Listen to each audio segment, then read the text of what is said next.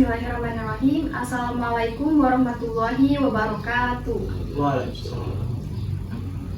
Izin memperkenalkan diri, nama saya Nurmalita Kamila dan rekan saya. Ilham Lukman. Kami merupakan mahasiswa semester 4 program studi hukum Universitas Muhammadiyah Kota Bumi. Video ini kami buat untuk memenuhi tugas dari mata kuliah kriminologi yang diampu oleh Bapak Ibrahim Fikma Edrisi SHMH. Baiklah teman-teman, di sini kami sedang bersama dengan Bapak Romi Maulana, Sarjana Hukum Islam, Magister Hukum, selaku Ketua Pengadilan Agama Tarutung, Tapanuli Utara. Baik, teman-teman, di sini kami akan berbincang-bincang mengenai kriminalitas khususnya dalam rumah tangga. Baik, Bapak, langsung saja dengan pertanyaan yang pertama. Bagaimana peran hukum Islam dalam menangani kasus kriminalitas di masyarakat khususnya dalam rumah tangga? Ya, jadi peran hukum Islam itu sebenarnya sudah tercover dalam kodifikasi hukum Islam. Ya, KHI Impres nomor 1 tahun 1961 itu sudah mengcover tentang bagaimana menangani kasus-kasus perceraian dalam rumah tangga. Salah satunya dalam aspek-aspek atau aspek-aspek dalam kasus rumah tangga itu salah satunya adalah dikabulkannya perceraian atas dasar permasalahan terjadinya kekejaman atau penganiayaan. Dalam hal ini sudah di-cover dalam Undang-Undang nomor 23 tahun 2024 tentang KDRT, kekerasan dalam rumah tangga. Nah, sebelum arah ke situ, ini kan tentang kriminalitas dalam rumah tangga. Ya. Artinya ada dua subjek hukum, ya, satu masalah pidana, yang satu masalah perdata. Nah, tapi tidak menutup kemungkinan terjadinya pidana dalam hukum perdata, khususnya hukum perdata Islam, perdata khusus, ya, spesialis dalam rumah tangga. Itu. Jadi masalah pidana dalam hukum Islam atau pidana dalam hukum keluarga Islam itu sudah di-cover, yaitu dikabulkannya suatu perceraian dalam rumah tangga dengan alasan bagaimana pasal 116 huruf D kompilasi hukum Islam Junto PP nomor 9 tahun 1974 tentang penjelasan tentang Undang-Undang Perkawinan nomor 1 tahun 74 tentang perkawinan. Itu dijelaskan bahwasanya alasan perceraian bisa dikabulkan dengan huruf D dibunyikan situ dengan adanya kekejaman atau penganiayaan dalam rumah tangga. Dalam hal ini Undang-Undang KDRT sudah mengcover itu. Itu. Pertanyaan selanjutnya, Pak, apa aja sih faktor-faktor penyebab terjadinya perceraian di pengadilan agama? Nah, faktor-faktor penyebab perceraian di pengadilan agama itu sudah begini dijelaskan secara umum, ya, secara umum itu macam-macam faktornya. Ada masalah pertengkaran, ada masalah ekonomi, ada masalah perselingkuhan, ada masalah. Nah, tapi oleh karena subjudulnya ini tadi berkenaan dengan masalah kriminalitas, nah, itu sebenarnya sudah merupakan faktor kriminalitas dalam rumah tangga, itu faktor penyebab terjadinya perceraian dalam rumah tangga. Yang saya sebutkan tadi di pasal 116 huruf D kompilasi hukum Islam, tepatnya Impres nomor 1 tahun 1991 tentang perceraian. Oke, untuk pertanyaan selanjutnya, apa pandangan Bapak tentang hukum Islam dalam menangani kasus kriminalitas rumah tangga di pengadilan agama? Ya, pandangannya, maksudnya pandangan apa nih? Pandangan hukum Islam. Iya. dalam menangani kasus kriminalitas di dalam rumah tangga. Ya, hukum Islam itu tadi sudah mengcover sebenarnya, sudah sudah di cover dalam undang-undang perkawinan dan kodifikasi hukum Islam KHI. Masalah kasus KDRT, ya, kriminalitas dalam rumah tangga itu sudah di cover dalam undang-undang perkawinan dan KHI atau kompilasi hukum Islam. Pasal 116 di huruf D, maka perceraian itu bisa dikabulkan dengan alasan yang huruf D itu disebutkan jika terjadinya kekejaman atau penganiayaan dari antara suami atau istri dalam rumah tangga.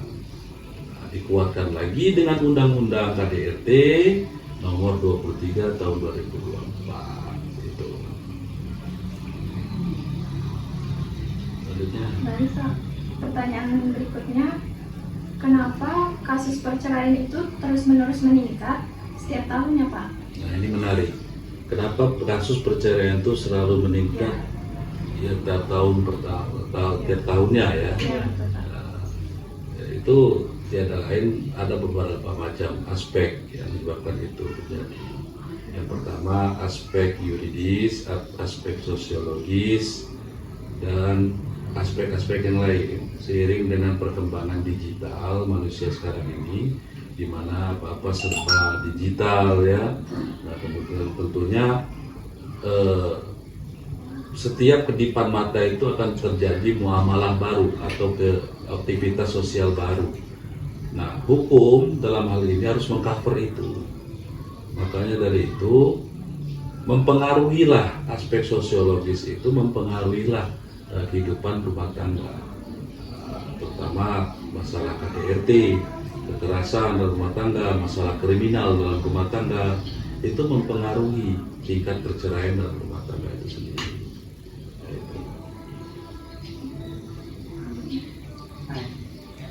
Apakah sama tingkat kriminalitas dalam rumah tangga di Lampung Utara dengan di daerah lain, misalnya di tempat Bapak berdinas? Tentu beda, karena beda tempat, beda pula sosial dan budayanya. Ya. Tingkat kriminalitas di suatu tempat di Lampung Utara dengan di Tapanuli Utara itu tentu berbeda.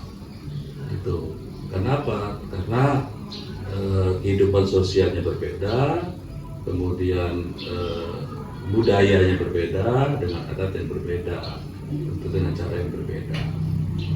Terlebih khusus masalah kriminal tadi ya dalam rumah tangga pasti berbeda.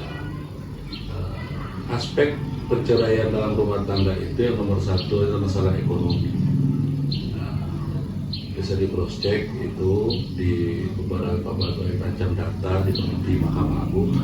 Jadi perceraian itu meningkat, aspek yang paling utamanya adalah masalah ekonomi.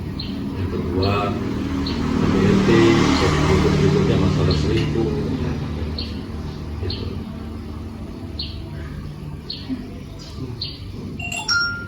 Kira-kira berapa, Pak, tingkat presentasi perceraian KDRT? Kalau ditanyakan presentasi perceraian KDRT, itu sudah saya jelaskan tadi. Sebenarnya aspek atau faktor penyebab perceraian dalam rumah tangga itu nomor satu adalah masalah ekonomi. Adapun masalah kriminal dalam rumah tangga itu bisa dikatakan nomor duanya. Nah, kalau masalah persentase perceraian dengan alasan KDRT itu bisa dikatakan bisa 40 sampai 50% masalah KDRT itu dalam rumah tangga. Tapi yang paling utama itu masalah ekonomi, masalah perekonomian dalam rumah tangga.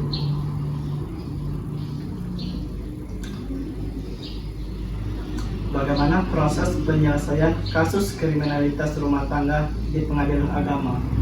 Kalau proses penyelesaian kasus kriminalitas dalam rumah tangga, tentu kalau dalam persidangan itu kita memakai 5 alat bukti.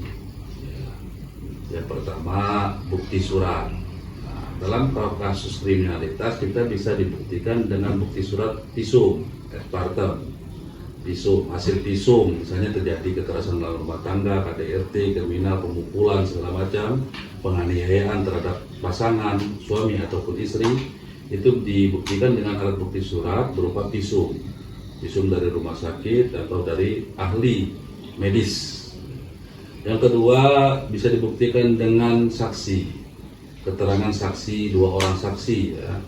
Bagaimana hukum itu, satu saksi bukan saksi, unus testis, jadi 2 orang saksi. Nah, kemudian yang ketiga dibuktikan dengan pengakuan. Nah, bukti pengakuan ini pengakuan para pihak. Nah, ketika ditanya, pengakuan itu macam-macam.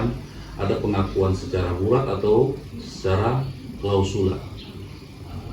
Yang keempat, bukti persangkaan hakim. Bisa jadi para pihak itu berbohong, tapi menurut detail fakta di persidangan, hakim menyangkanya dugaannya ke sini, pakai persangkaan. Yang terakhir yaitu bukti sumpah. Nah, sumpah ini macam-macam pula, ada sumpah pemutus, ada sumpah deklarator, ada sumpah subletur, sumpah penambah atau sumpah pelengkap, itu macam-macam. Itu alat bukti yang dipakai. Tapi dalam kasus perceraian, masalah KDRT, terutama di pengadilan, itu biasanya digunakan 2 alat bukti, yaitu alat bukti surat, kemudian alat bukti saksi. Itu sudah cukup. Itu ya.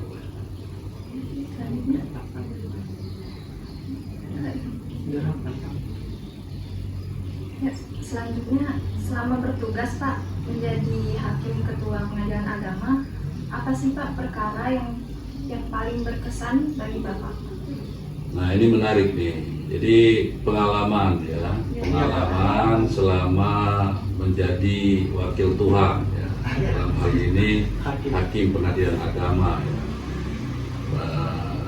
Karena fokusnya itu terhadap kriminalitas dalam rumah tangga, itu saya pernah menangani kasus perceraian dengan alasan kriminalitas dalam rumah tangga, tapi dibenturkan dengan 3 hukum, yaitu hukum adat, hukum nasional, dengan hukum Islam. Nah, kenapa saya katakan hukum adat? Itu ketika saya bertugas di Pengadilan Agama Gunung Sugi, yang bercerai ini suku Lampung. Yang bercerai suku Lampung, di mana dalam istilah adat Lampung itu tidak ada yang namanya perceraian. Padahal aspeknya sudah jelas, terjadi KDRT, pemukulan, terjadi tindak pidana, terjadi kriminal dalam rumah tangga. Nah, itu dari hukum adat Lampung tidak mengenal namanya istilah perceraian. Kemudian dibenturkan lagi dengan hukum nasional dan hukum Islam. Nah, akhirnya hukuman yang kita pakai ketika 3 hukum ini bertentangan, ya, maka ketika para pihak perkara itu mendaftarkan diri di pengadilan agama, maka dia harus tunduk kepada hukum negara, karena sejatinya pengadilan agama itu adalah panjangan tangan dari negara. Maka yang dipakai adalah hukum negara, dalam hal ini hukum Islam, karena pengadilan agama itu adalah pakai asas personalitas keislaman, maka yang dipakai hukum Islam. Hukum negara dan hukum Islam itu, hukum Islam sendiri untuk khusus Indonesia itu sudah dikodifikasi, yaitu namanya KHI, kompilasi hukum Islam.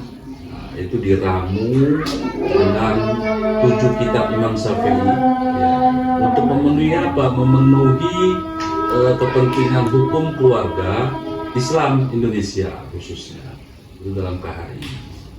Nah, disitulah jadi jika yang bersangkutan atau para pihak itu menundukkan diri, artinya mendaftarkan pada pengadilan agama, maka hukum adat harus dikesampingkan jika dia bertentangan dengan hukum Islam dan hukum nasional.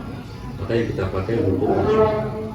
Artinya walaupun dalam suku Lampung itu tidak ada istilah perceraian, namun ketika didaftarkan sudah diselesaikan di pengadilan agama, maka dia turut atau tunduk pada hukum nasional atau hukum Islam.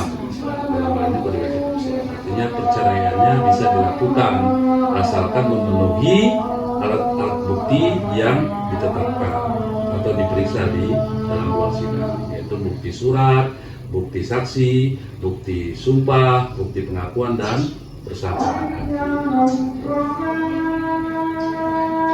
Terus untuk pertanyaan terakhir, bagaimana harapan Bapak terhadap kasus kriminalitas atau KDRT di dalam hukum keluarga? Ya, harapannya sih KDRT itu kan bukan cuma terjadi dalam keluarga ya. KDRT itu termasuk bagian daripada kriminal yang sifatnya bukan cuma antara suami kepada istri, tapi juga sifatnya bisa istri terhadap anak atau bapak terhadap anak. KDRT secara umum itu. Jadi harapannya perlu ada sosialisasi dari sejak tahun 2004 terbitnya undang-undang KDRT sampai detik ini. Itu sebenarnya masyarakat sudah melek hukum, cuman kan niat atau hajat masyarakat untuk memahami bagaimana hukum itulah itu yang mereka yang seolah-olah nggak peduli. Tapi ketika terbentur dengan hukum barulah masyarakat itu sadar. Nah, inilah jeleknya masyarakat. Makanya tugas untuk para akademisi dalam hal ini kepanjangan tangan pada mahasiswanya yang nanti kan biasanya ada KKN ya, turun ke lapangan, itu disosialisasikan. Lebih baik kita mensosialisasikan sesuatu yang supaya apa, masyarakat khususnya Lampung Utara ini melek hukum, dia tahu hukum, bagaimana perkembangan hukum ke depannya ya, khusus masalah ya, hukum kriminalitas atau KDRT ya, dalam rumah tangga. Itu harapannya ke depannya masyarakat agar lebih cerdas lagi, lebih hukum itu lebih terjangkau bukan cuma kalangan intelektual, tapi lebih terjangkau kepada kalangan masyarakat bawah yang proletar. Nah, itu harus terjangkau ke situ, masyarakat kaum bawah yang kadang-kadang mereka nggak ngerti masalah ini. Itulah tugasnya daripada akademisi dalam hal ini mahasiswa untuk mengadakan penyuluhan hukum. Penyuluhan hukum itu nggak mesti harus formal, informal pun bisa. Seperti Am atau Dita ketika turun ke lapangan ngobrol dengan saudara masalah KDRT, jelaskan sama mereka bahwa KDRT itu seperti ini. Itu pentingnya peran intelektualitas, peran akademisi, mahasiswa, dan perangkat-perangkat hukum itu untuk mensosialisasikan pada masyarakat supaya masyarakat itu cerdas dan melek hukum. Harapannya ke depan seperti itu. Tentu outputnya, hasilnya supaya tingkat perceraian dengan alasan kriminalitas atau KDRT dalam rumah tangga itu berkurang. Kan bisa jadi hapus, tidak ada, bukan hapus ya, jarang ada gitu. Kalau sekarang kan nambah banyak, Sedang meningkat. Itu aja. Baiklah teman-teman, sekian bincang-bincang kita bersama dengan Bapak Romi Maulana, SHI, MH, selaku Ketua Pengadilan Agama Tarutung, Tapanuli Utara, mengenai bincang-bincang seputar kriminalitas khususnya dalam rumah tangga. Semoga wawancara tadi dapat mengedukasi serta bermanfaat bagi masyarakat luas maupun bagi kita sendiri. Lalu saya ucapkan terima kasih kepada Bapak Ketua Pengadilan Agama telah meluangkan waktunya untuk berbincang-bincang dengan kami Pak, mahasiswi dan mahasiswa. Atas perhatiannya kami ucapkan terima kasih. Bila ada salah kata kami mohon maaf, kepada Allah kami mohon ampun. Kami akhiri billahi fisabilillah, fastabiqul khairat. Wassalamualaikum warahmatullahi